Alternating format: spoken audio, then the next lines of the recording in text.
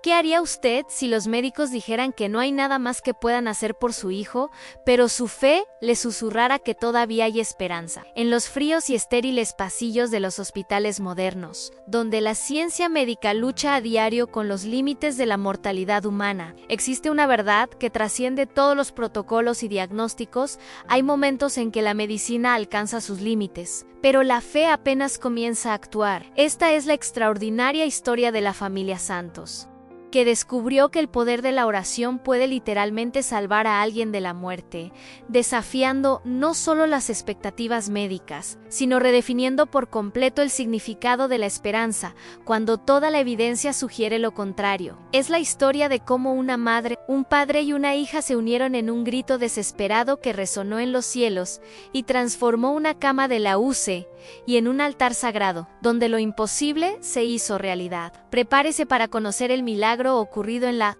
cama 12 del Hospital S, o Lucas, donde Gabriel Santos yacía en coma profundo, y cómo la fe inquebrantable de una familia conmovió profundamente a Dios.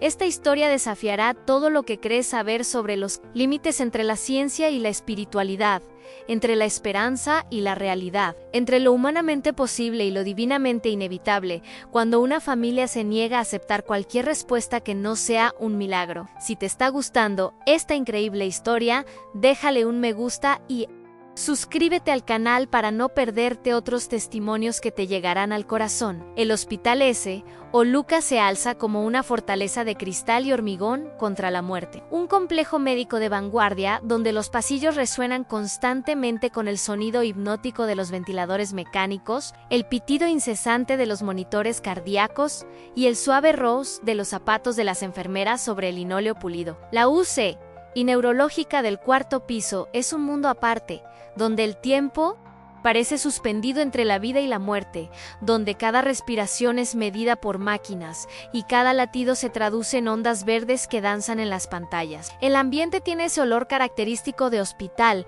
una peculiar mezcla de desinfectante industrial, gel hidroalcohólico y algo indefinible que los familiares siempre asocian con el sufrimiento y la esperanza a partes iguales. Las paredes blancas y desnudas están salpicadas únicamente por pinturas abstractas en tonos pastel que intentan, sin éxito, humanizar un espacio dominado por la frialdad de la tecnología médica. En la cama 12, rodeado de un bosque de tubos, cables y dispositivos que parpadean incansablemente, yace Gabriel Santos, un joven de 22 años cuyo cuerpo inmóvil contrasta dramáticamente con la actividad frenética de las máquinas que mantienen sus funciones vitales en funcionamiento. Su piel, antaño bronceada por el sol en los campos de fútbol donde jugaba los fines de semana, ahora tiene la palidez seria característica de alguien suspendido entre dos mundos. Los tubos que emergen de su boca y nariz son como cordones umbilicales artificiales que lo conectan a una vida que solo existe mediante la intervención tecnológica. Alrededor de su cama, 3 sillas azules de plástico esperan, constantemente ocupadas por miembros de su familia, que se han turnado para mantener la vigilia durante 15 días consecutivos. La ventana del dormitorio ofrece una vista panorámica de la ciudad, que continúa su vida normal abajo, indiferente al drama que se desarrolla en ese pequeño espacio donde una familia entera lucha con la posibilidad de perder a su hijo, hermano y razón de vivir. La familia Santos siempre ha sido el ejemplo perfecto de unidad y fe en su comunidad. Ana Santos, a sus 45 años, lleva en su rostro las huellas de una mujer que dedicó toda su vida al cuidado de los demás. Primero como enfermera en un centro de salud suburbano, luego como una madre devota que crió a 2 hijos con amor incondicional y disciplina, basada en sólidos principios cristianos. Sus manos callosas narran las noches de insomnio que pasó atendiendo a pacientes durante su carrera profesional y, más recientemente, velando por el sueño inquieto de sus propios hijos. Ana siempre ha sido el pilar espiritual de la familia,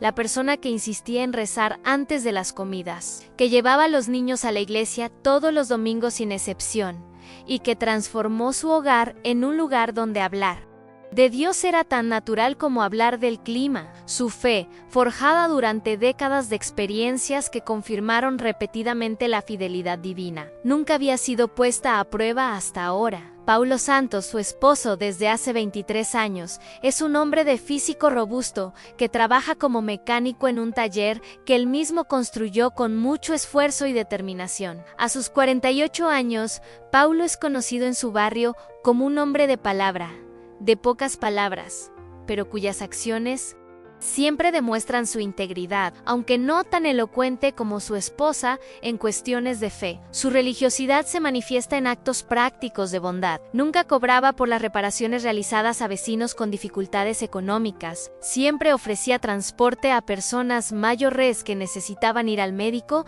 y crió a sus hijos para enseñarles que el trabajo honesto y una familia unida son los pilares de una vida plena. Sofía Santos, la hija menor, con 17 años, es una joven de personalidad vibrante que heredó la sensibilidad espiritual de su madre y la tranquila determinación de su padre. Excelente estudiante y líder del grupo juvenil de su iglesia, Sofía siempre fue muy cercana a Gabriel, con quien compartía sueños, miedos y una complicidad que trascendía la típica rivalidad entre hermanos. Gabriel, el hijo mayor, que ahora lucha por su vida en B12, siempre ha sido la luz de los ojos de su familia Nun.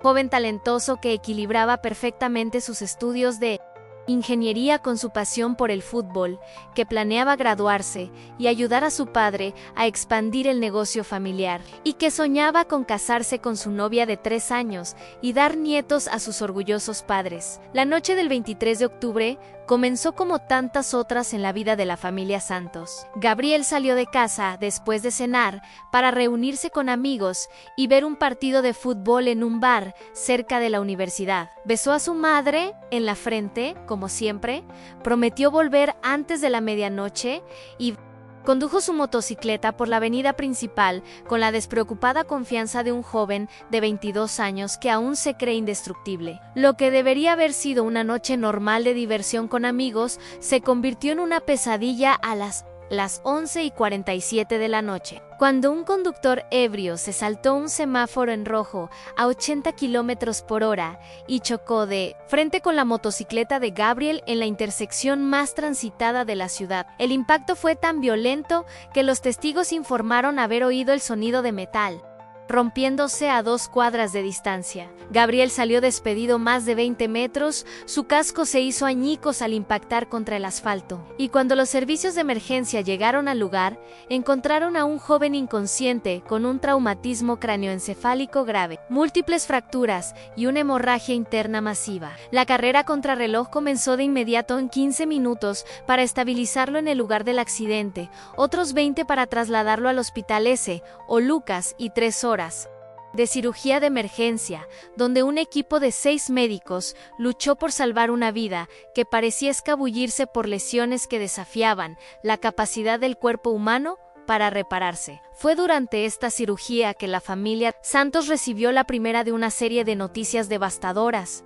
Anne Gabriel había sufrido un daño cerebral extenso. Su presión intracraneal era peligrosamente alta e incluso si sobrevivía a las siguientes horas críticas, las posibilidades de una recuperación neurológica completa eran prácticamente nulas. Cuando Ana, Paulo y Sofía finalmente pudieron verlo en la UCE, conectados a una impresionante red de tubos y máquinas, la realidad de lo cerca que habían estado de perderlo para siempre los golpeó como un segundo accidente, esta vez emocional y espiritual, que destrozó sus almas de una manera que ninguna medicina podría reparar. Los 15 días posteriores al accidente fueron una brutal montaña rusa emocional que puso a prueba cada fibra de la fortaleza física, mental y espiritual de la familia Santos. Ana, quien siempre había sido el apoyo emocional de todos, descubrió que llorar en silencio en el baño del hospital se había convertido en parte de su rutina diaria, un ritual de desesperación que practicaba lejos de la mirada de su esposo e hija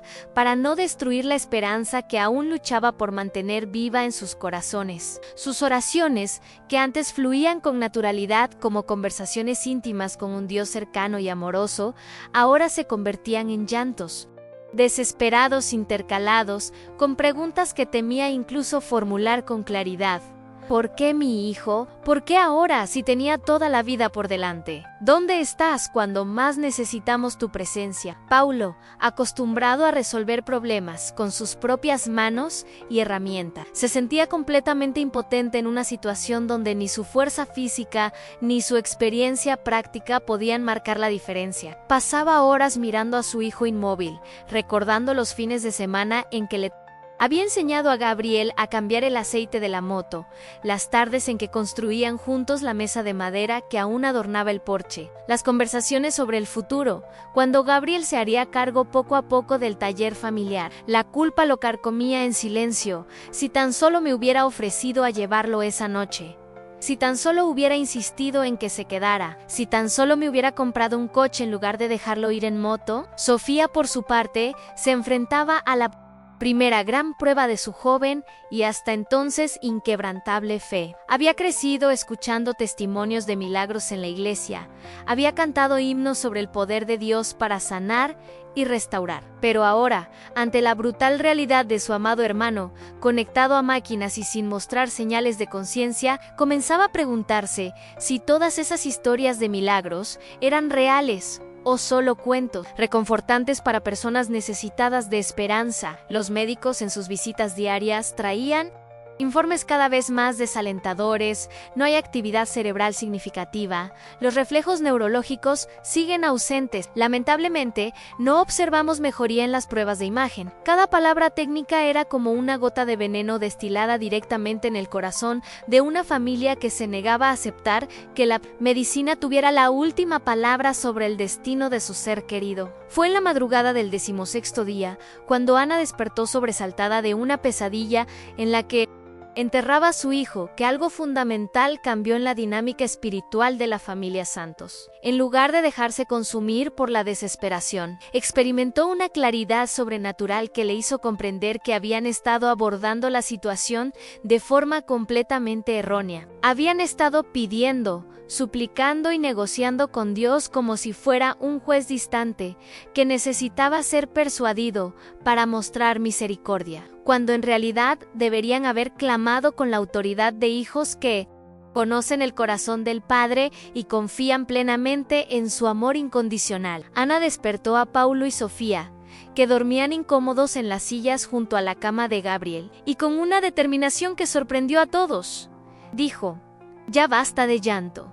Ya basta de dudar. Nuestro Dios es un Dios de milagros, y hoy clamaremos por un milagro para nuestro Gabriel». Sacó su Biblia del bolso, la misma que su madre le había regalado el día de su confirmación 25 años antes, y comenzó a leer en voz alta las promesas de sanidad y restauración que había subrayado a lo largo de los años. Envió su palabra y los sanó, y los libró de la muerte, porque para Dios nada es imposible. Todo es posible para el que cree. Paul, inicialmente indeciso porque nunca se había sentido cómodo con las demostraciones públicas de fe, se unió gradualmente a la oración al percibir que algo poderoso estaba sucediendo en el ambiente de la sala. Sophie, inspirada por el renovado coraje de sus padres, comenzó a cantar suavemente un himno que había aprendido en el grupo de jóvenes. Los milagros aún ocurren, aún se ven señales, cuando el pueblo de Dios se une en oración. Lo que comenzó como una oración tímida y vacilante se convirtió rápidamente en una intensa sesión de intercesión, donde cada miembro de la familia se turnó entre súplicas desesperadas, declaraciones de fe, citas bíblicas y momentos de silencio reverente, donde simplemente esperaban en la presencia de Dios. Ya no solo oraban por Gabriel, estaban librando una batalla espiritual, reclamando la vida de su hijo contra todas las fuerzas que buscaban arrebatársela, declarando que la palabra final sobre el destino de Gabriel no pertenecía a la medicina, sino al Dios que creó cada célula de su cerebro y que tenía el poder absoluto de restaurar lo que había sido dañado. El conflicto que se desató en la sala 12 de la UC y neurológica trascendió el ámbito físico y se convirtió en un escenario donde fuerzas espirituales opuestas libraron una batalla por el alma y el destino de la familia Santos. Internamente, cada miembro de la familia enfrentaba sus propias guerras personales que amenazaban con destruir su capacidad de mantener la fe ante la abrumadora evidencia de lo contrario. Ana luchaba contra voces internas que susurraban dudas venenosas. Eres enfermera. ¿Sabes suficiente medicina para saber que con tanto daño cerebral no hay recuperación? Estás siendo cruel con tu familia, dando falsas esperanzas cuando deberías estar preparándolos para lo inevitable. Dios ya tiene otros planes para Gabriel y está siendo egoísta al intentar cambiar su voluntad. Paulo enfrentó una guerra diferente, luchó en el campo de batalla de la masculinidad herida y cuestionó la responsabilidad paterna. Un padre debe proteger a su hijo, y tú fracasaste. Eres un hombre práctico que siempre ha resuelto problemas, pero ahora te aferras a fantasías religiosas porque no puedes aceptar tu propia impotencia. Sé un hombre, enfrenta la realidad y ayuda a tu familia a prepararse para el duelo. Sofía, por su parte, luchaba con el primer gran desafío a su fe juvenil. Ansí, Dios ama de verdad a la gente. ¿Por qué permite que le sucedan cosas terribles a buenas familias como la tuya? Quizás toda esta charla de milagros sea solo una ilusión de quienes no pueden aceptar que la vida es aleatoria y cruel. Estás perdiendo el tiempo que podrías usar para despedirte como es debido de tu hermano. El conflicto externo se manifestó en la creciente presión de los profesionales médicos que veían la insistencia de la familia en mantener la esperanza como un obstáculo para el proceso de aceptación necesario para tomar decisiones médicas realistas. El doctor Enrique Carvalho, neurólogo a cargo del caso, había desarrollado una frustración palpable ante lo que percibía como una negación patológica de la realidad clínica. Durante sus visitas diarias se volvía cada vez más directo en sus evaluaciones. S.R. Santos, como médico y como ser humano, comprendo la dificultad de aceptar esta situación, pero mi obligación es ser honesto con usted sobre el pronóstico de Gabriel. Las pruebas no mienten, y han pasado 16 días sin ninguna mejoría significativa. Es hora de que empecemos a hablar de las opciones de cuidados paliativos. El propio ambiente hospitalario parecía conspirar contra la fe de la familia. Cada pitido de las máquinas recordaba la absoluta dependencia de Gabriel de la tecnología médica. Cada cambio de turno traía nuevos profesionales que miraban a la familia con una mezcla de lástima e impaciencia profesional. Cada día que pasaba sin cambios en su estado clínico era utilizado por los escépticos como una prueba más de que los milagros no existen en la vida real. Eran exactamente las 3:17 alto eman del 17º día cuando lo imposible empezó al manifestarse en la cama 12 de la UC y neurológica. Ana, Paulo y Sofía habían pasado las últimas 4 horas en oración ininterrumpida, ya no como un ejercicio religioso desesperado, sino como una batalla espiritual librada con la autoridad de quienes finalmente comprendían que tenían derecho a reclamar la vida de Gabriel basándose en las promesas bíblicas que habían declarado en voz alta cientos de veces. La atmósfera de la habitación se había transformado de una de duelo, anticipado algo que solo puede describirse como un santuario donde el cielo y la tierra se encuentran. Fue Ana quien notó primero el cambio sutil, pero inconfundible. Gabriel había movido el dedo índice de su mano derecha. No fue un espasmo involuntario ni un reflejo neurológico, sino un movimiento deliberado y controlado, que ella reconoció de inmediato como el mismo gesto que usaba desde niño cuando quería llamar su atención sin hablar. Paulo, Sofía, miren, susurró con una mezcla de emoción y reverencia, señalando la mano de Gabriel. En el momento en que los tres centraron su atención en el dedo que se había movido contra toda expectativa médica, el monitor cardíaco comenzó a mostrar cambios en el ritmo cardíaco, a no irregularidades peligrosas, sino variaciones que indicaban un aumento de la actividad cerebral. Paulo, el hombre que siempre había tenido dificultades para expresar emociones, cayó de rodillas junto a la cama y rompió a llorar como un niño. Sus lágrimas eran la primera expresión pública de fe que la familia había presenciado. Sofía inmediatamente comenzó a cantar el himno que habían repetido toda la noche, pero ahora su voz transmitía una victoria profética que resonaba en las paredes del dormitorio. Fue entonces cuando Gabriel abrió los ojos, no gradualmente como los médicos habían dicho que podría ocurrir si había alguna mejoría, sino por completo,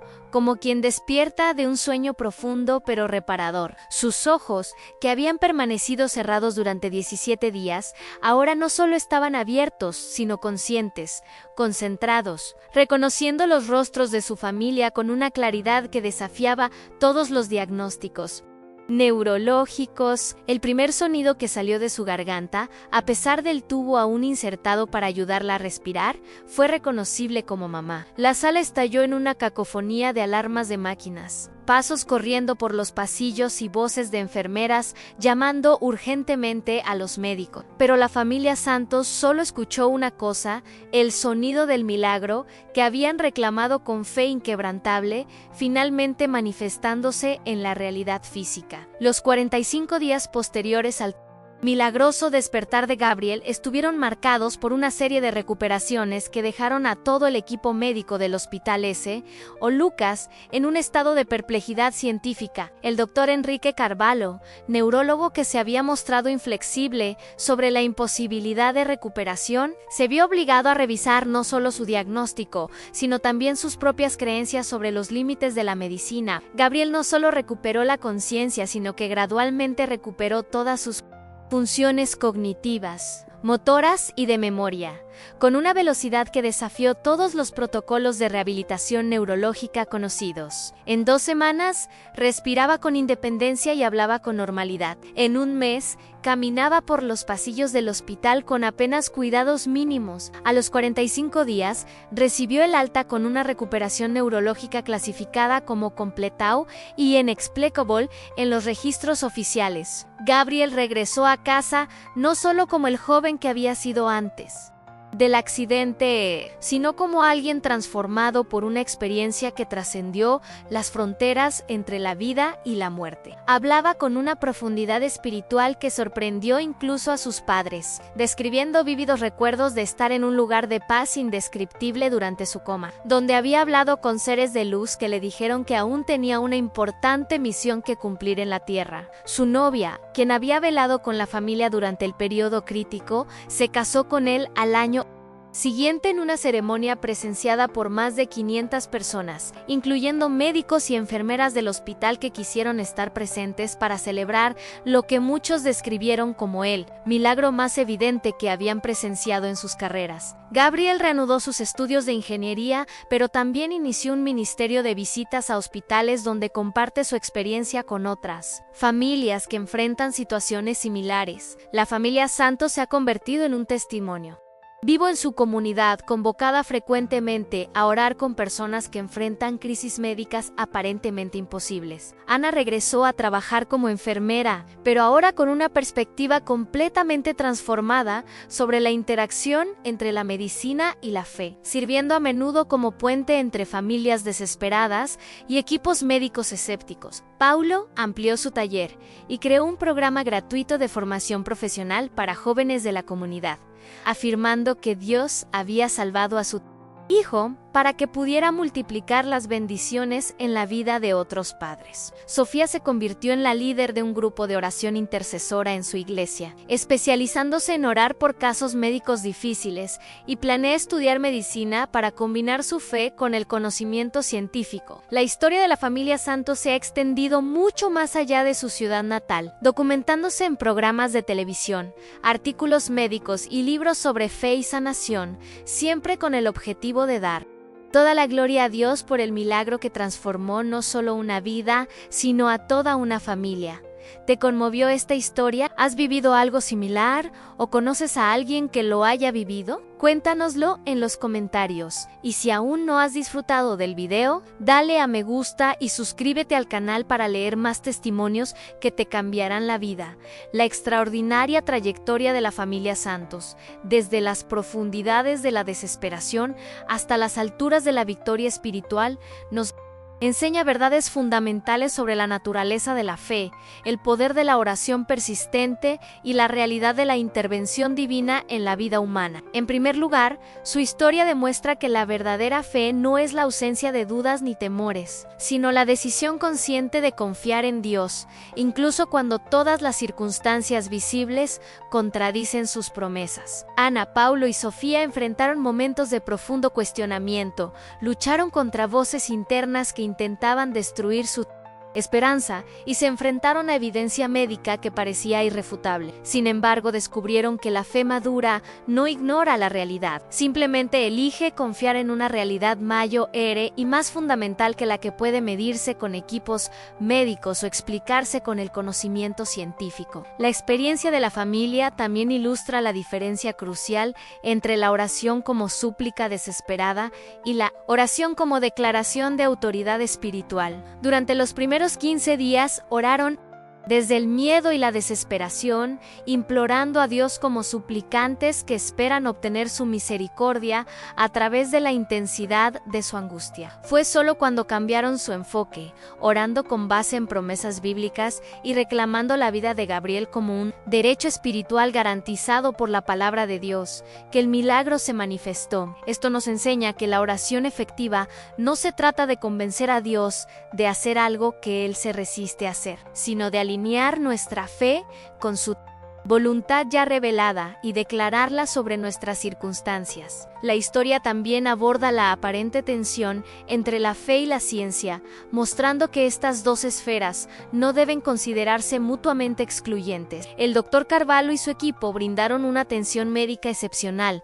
que fue fundamental para preservar la vida de Gabriel en momentos críticos. La medicina creó el entorno para que el milagro pudiera manifestarse, incluso si no fuera capaz de producirlo por sí misma. Gabriel no sanó a pesar de la medicina, sino mediante una combinación de excelencia médica e intervención divina que trabajaron juntas para producir un resultado que ninguno podría haber logrado solo. Además, la narrativa destaca cómo las crisis extremas pueden servir como catalizadores para el crecimiento espiritual y la unidad familiar. Antes del accidente, la familia Santos era una familia religiosa, pero relativamente convencional en su expresión de fe. La amenaza de perder a Gabriel los obligó a descubrir una fe profunda que desconocían. Creó entre ellos una intimidad espiritual que trascendió sus personalidades y los transformó en guerreros espirituales capaces de afrontar lo imposible con una confianza inquebrantable. En definitiva,